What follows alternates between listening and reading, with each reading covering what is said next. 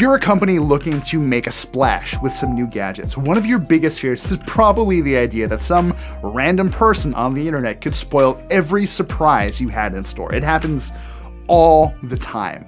Just look at Huawei. The other day, photos of all of its new Mate 30 phones were leaked, and now enthusiast site Android Headlines has discovered basically everything else the Chinese company will officially unveil this week.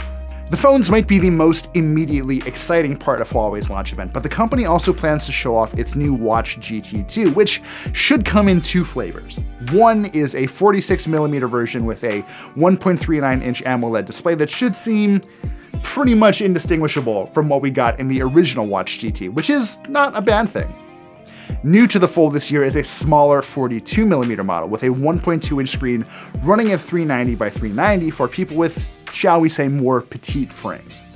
Both are powered by Huawei's Kirin A1 chip, and they pack, among other things, GPS and sensors for your heart rate and atmospheric pressure.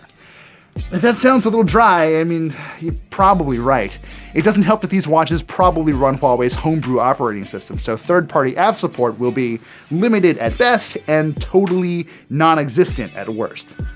That's less of a concern for Huawei's other new wearable. No one actually seems to know what it's called, but it does on paper seem like the logical follow-up to last year's Huawei Band 3 Pro, so in other words, it's just a fitness tracker.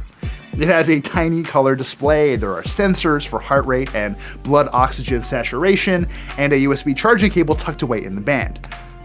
It seems fine, but let's be real, no one's sitting through a press conference to hear more about that thing. Maybe the biggest head scratcher here is a new Huawei branded TV, which I guess is less of a surprise when you consider the company's Honor brand revealed its own TV a little earlier this year.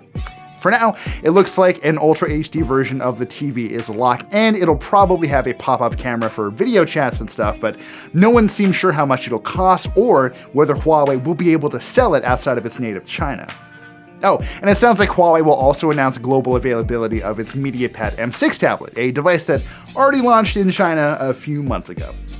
Obviously, not every announcement Huawei makes this week is a total winner, but now that we know about them, you can decide for yourself whether you should tune into the full press conference stream.